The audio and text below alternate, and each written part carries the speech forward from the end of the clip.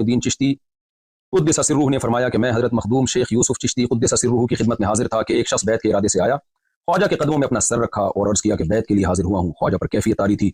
फरमाया कि अगर तुम कहो कि ला इलाहा इल्लल्लाह चिश्ती रसूलुल्लाह तो मैं तुम्हें मुरीद कर लूँ। क्योंकि वो शख्स धुन का पक्का और सच्चा था, इसने फौरन इकरार कर लिया। ख्वाजा ने बैत के लिए उसे अपना हाथ दिया और उसे बैत कर लिया। फिर फरमाया कि सुनो मैं कौन हूँ और क्या हूँ। मोहम्मद रसूलुल्लाह सल्लल्लाहु अलैहि वसल्लम के दरबार के कमीने गुलामों में से एक हूँ। कलिमा वही है, मगर मैंने तेरे कमाल और एतकाद और सिद्क़ को आजमाया था। मकसद अभी मुझे ला इलाहा इल्लल्लाह चिश्ती रसूलुल्लाह का डिफेंड करना या उसकी मुखालफत या हिमायत नहीं है, वो टॉपिक से बात हट जाएगी। बताना सिर्फ ये है कि जो बरेलवी हजरात में जो शिद्दत पसंद लोग हैं, जो मुझे गुस्ताख रसूल करार दे रहे हैं, और मेरा दावा यह है कि जब भी कोई शख्स ऐसे कलिमात कहता है तो उसको एक्सप्लेनेशन का मौका दिया जाएगा कि आपकी मुराद क्या थी।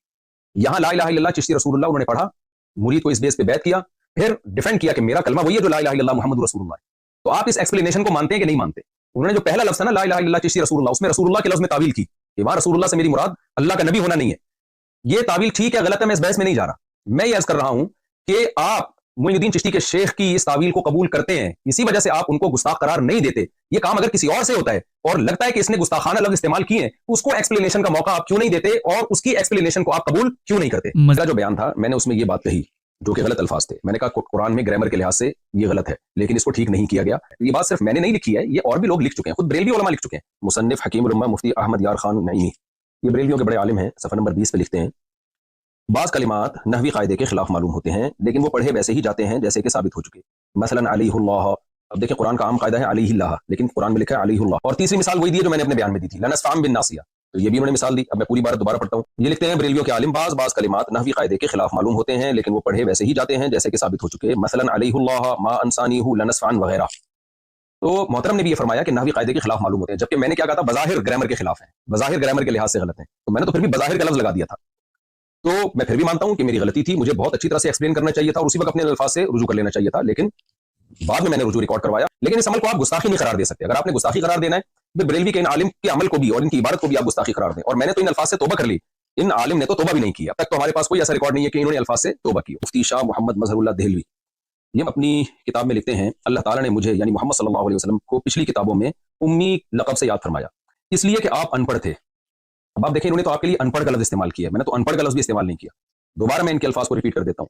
कहते हैं इसलिए कि आप सल्लल्लाहु अलैहि वसल्लम अनपढ़ थे, और फिर आगे फरमाया कि हुजूर अनपढ़ होना हुजूर के लिए बड़ा फख्र है कि ना पढ़े ना लिखे, और वही के जरिए से बड़े बड़े पढ़े लिखों को दुनिया और दीन के इंतजाम सिखाए। यही बात तो हम पूरे बयान में कहते रहे हैं, फिर भी हमने अदब में अनपढ़ का लफ्ज़ इस्तेमाल नहीं किया। लेकिन जो बरेलवियों के ये बड़े आलिम हैं, इन्होंने तो अनपढ़ का लफ्ज़ भी इस्तेमाल कर लिया और ना पढ़े ना लिखे का लफ्ज़ भी इस्तेमाल कर लिया। और इनको इस तरह की बातों को हमने यही कहा कि भाई इनका मकसद नबी की ताज़ीम थी, तौहीन नहीं थी। पूरा मेरा बयान जो कनाडा में हुआ है पूरा नबी की ताज़ीम और कुरान की सदाकत पे बयान हुआ है। आप मुझे गुस्ताख करार देते हैं मेरे इन जुमलों की वजह से, तो फिर आप इन बुजुर्गों की तरफ भी आइए और इनको भी आप गुस्ताख करार दें। इसी हवाले से जब मैं पर्सनली बहुत ज्यादा दुखी हूं उनके हवाले से, हकीकत बात है, क्योंकि मेरे दिल में उनके लिए मोहब्बत का जज्बा इस हवाले से है कि उनमें वक्त के साथ साथ काफी तब्दीली आई है। वो अपने फिरके की वजह से उन चीजों का इजहार नहीं करते, वरना उन्हें काफी सारी चीजें समझ आ चुकी हैं, अल्लाह का शुक्र है। वो उस किस्म के अब स्टॉन्च किस्म के देवबंदी नहीं रहे। तो मुफ्ती तारिक मसूद साहब से मैं इस खास मौके के ऊपर एक पर्सनल रिक्वेस्ट करूंगा, जिंदगी मौत अल्लाह के हाथ में, मरने से पहले एटलीस्ट आप फिरकों से लाने बरात करते हैं। ये मेरी आपसे रिक्वेस्ट है। एटलीस्ट आप ये बगावत करके जाएं और अपने स्टूडेंट्स को, फॉलोअर्स को ये बता के जाएं कि इस सारे का सारा मामला फिरकों का फ्रॉड के ऊपर चल रहा था।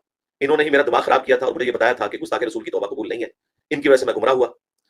तब आप अगर सामने आएंगे तो फिर वो लोग भी आपके हक में खड़े होंगे जिनको इस वक्त मौका मिला हुआ है आपको वनरेबल करने का। रहे मौलवी तो उन्होंने किसी सूरत भी राजी नहीं होना, सीधी सी बात है। लेकिन एटलीस्ट आप ऐलान बरात करें मौलवियों से कि तुम लोगों ने कुरान और सुन्नत के मुंह में अपना लुकमा डाल के ये बात लोगों को समझाई थी कि गुस्ताख की तौबा कबूल नहीं है। ठीक है, दीन के खतारो तुम्हारी वजह से मेरी तौबा अवाम मानने के लिए तैयार नहीं हो रही। तो मुफ्ती साहब ये बड़ा अच्छा मौका है, जिंदगी मौत अल्लाह के हाथ में है। ठीक है, इन्होंने आपकी तौबा कोई नहीं कबूल करनी, आप जितनी मर्जी कर लें, लेकिन एटलीस्ट अल्लाह के हुजूर आप क़यामत वाले दिन मुजरिम ना बने।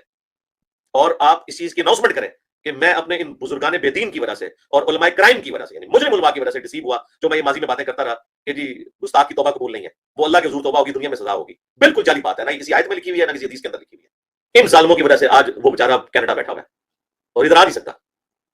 इन खबीसों ने अगर सही बात बताई होती ना उम्मत को कि तौबा कबूल है, तो आज ये बुरा वक्त ना देखना पड़ता। मजीद इसी आपके वहाबी फिरके के उलमा, वो गले फाड़ने वाले जो कल तक सपोर्टर थे मुफ्ती तारिक मसूद साहब के, बिल्कुल सांप सूंघ गया उनको। वो उनके हक में दो जुमले बोलने के लिए तैयार नहीं है। तो आप सोच रहे होंगे कि वो क्यों नहीं बोल रहे कि भाई मुफ्ती साहब ने तौबा कर ली है तो मुफ्ती साहब को माफ कर दिया जाए। इसलिए नहीं बोल रहे कि उनके फिरके में भी तौबा कोई नहीं है। उनका जो अब्बा था इब्न तैमिया, ये सारा फितना उसने फैलाया है, जो उसने किताब लिखी है सारिमुल मसलूल अला शातिम रसूल, जिसमें अक्सर झूठी रवायतें हैं।